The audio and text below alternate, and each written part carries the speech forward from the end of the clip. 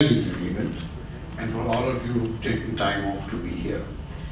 Now I have to do two things, I'm told. One is to tell you a bit more about IIFT and the other is a keynote address.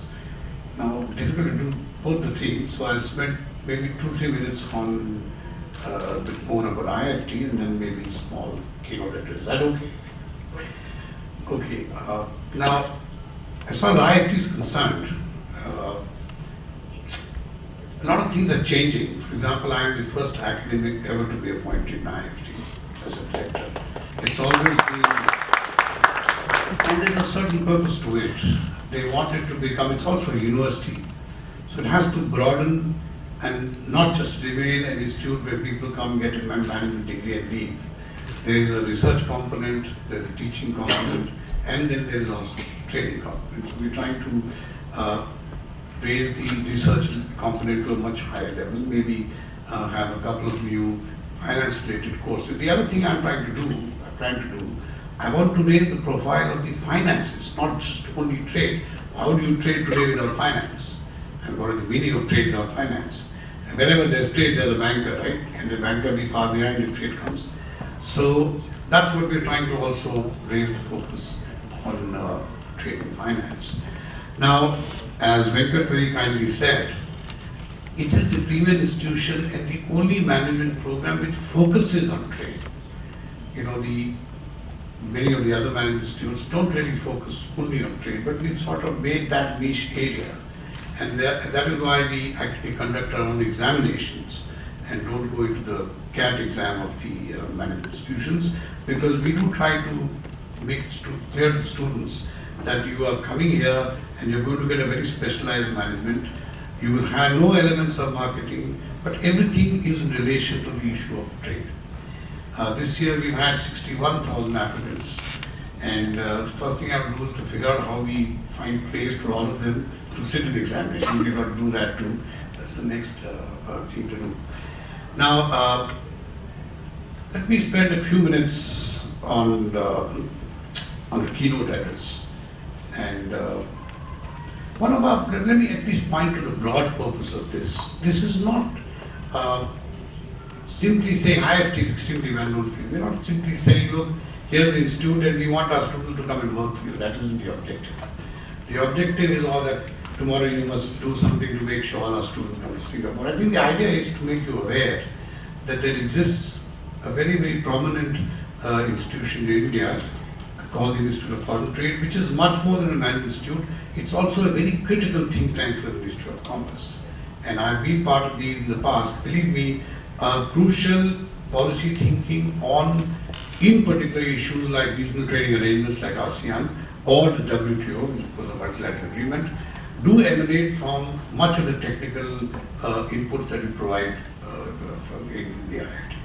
Now, let me look at this issue in the keynote address. Can I take about 10 minutes? Baker? Take about 10 minutes? Yeah. Okay. Disruptors of global business, politics, business, and technology. Now, I'm going to reverse the order. I'll speak first of technology and disruption, and then business, and last maybe come to politics when I get time.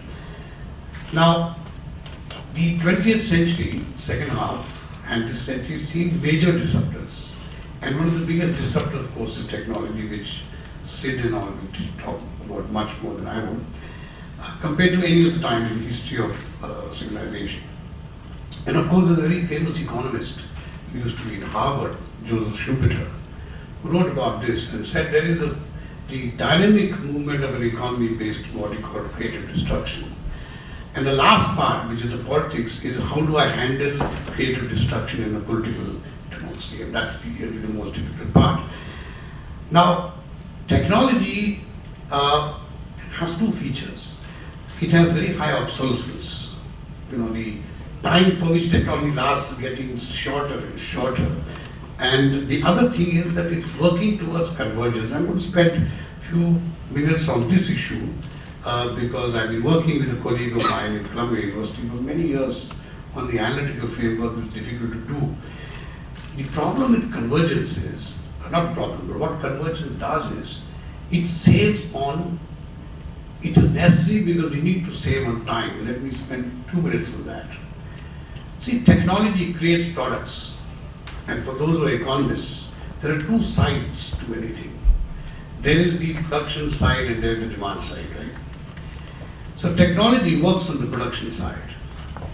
And automation, robotics and all are making things much more easier to do without human beings on the production side. But what about the consumption side? You still need people to consume, right? So one of the problems technology has is, and take the USA, which is the technology leader in the world, all the innovations in the 80s dealt with the kitchen. Why? Because one thing you've got to do is you've got to eat to stay alive, unfortunately, still. And what do? Because you have to spend a certain time. So most of the technology which came in the US in the 1890s was how do I save my time in the kitchen? Refrigerators will tell you what is left in the fridge, then food which can be, all these fast food and so on. But that's the problem. There's only so much income that you can create, but you cannot create time. And that's where the demographic transitions in countries is causing a problem.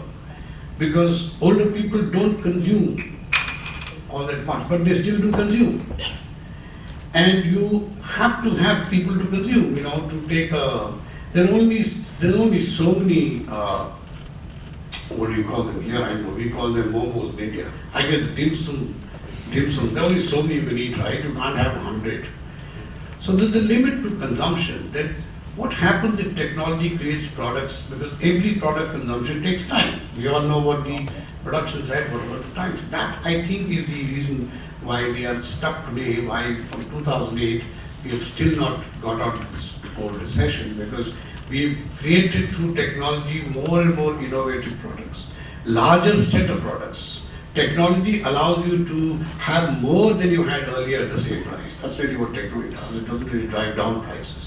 But it doesn't create time. And that's what John Maynard Keynes, who had a solution to the 1930s recession, very effective solution. That's something we haven't found today. Who's going to solve this problem of time? And I think that's where, to me, not because I come from India, that's where the emerging countries are going to be very important in the next 20, 30 years, because they still have people, they have time.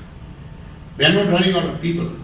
So, where many years ago people used to think from Malthus's days that people are a problem, there's so many, and that's why we have the natural deaths which control population. Today we are trying to save on that.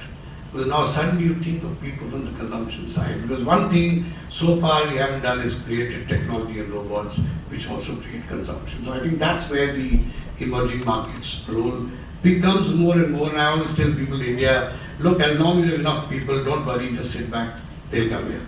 Because where else will you go? That's where the people are. Either you get the people there, but they'll disrupt your economy, so why don't you take the income there?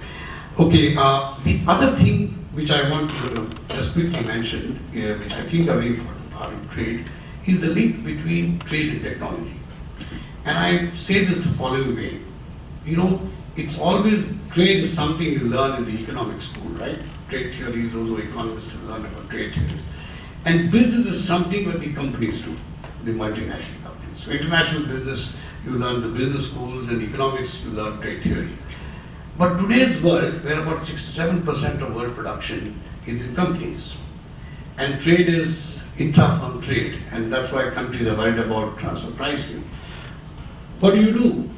Because the traditional trade theories don't link the two. They are doing it now, by the way. One thing about us economists, you find something which is important enough, we'll get into it. If environment is important, economists are there. If economy is important, can't keep us out. We and lawyers, two very dangerous ways.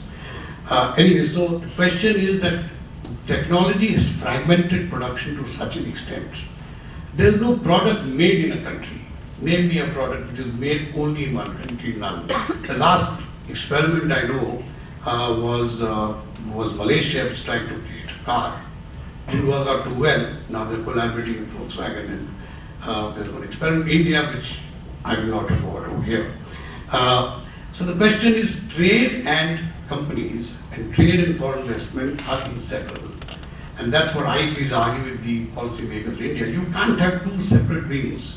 One will deal with trade and one will deal with foreign investment. They're the same thing.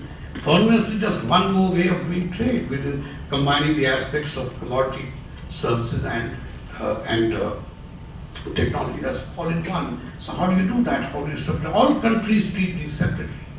And you can see that is why agreements like TRIPS came on to the WTO forum, because they said, look, we guys are the ones who do the trade. Actually, most trade today is intra-firm trade. So they said, look, we also need to stand up and be counted. So we need something, and that's why TRIPS came into being. So that's the other thing. How do I link trade and FDI? When technology is fragmenting production to such an extent, it's very difficult to distinguish trade from intra-firm operations. The last, I'll quickly take 2 more minutes to end, is the issue of politics. Now, politics you cannot avoid. You know, we become very mathematical. I'm one too. We do a lot of mathematics, but the original study of economics was political economy. Way back in the 19th century and also in the 21st century. People like Ricardo, people like Malthus making a political point, and they were trying to shake up the political leaders, and that continues today. However, the difference is that after the end of the Cold War, some of this international trade-off between economics and politics is dying out. It showed up in the WTO for a while at the Doha round, because you had 9/11, and the Americans were too busy, said that right now winning friends is more important than trade. Now they've got the friends and we are back to trade. So what do you do in a world where international politics is getting less and less important and no person is emerging as, there are no two counter forces emerging? You don't know, I mean, a bipolar world, a multipolar world, a unipolar, you don't know. Polarity is not emerging yet.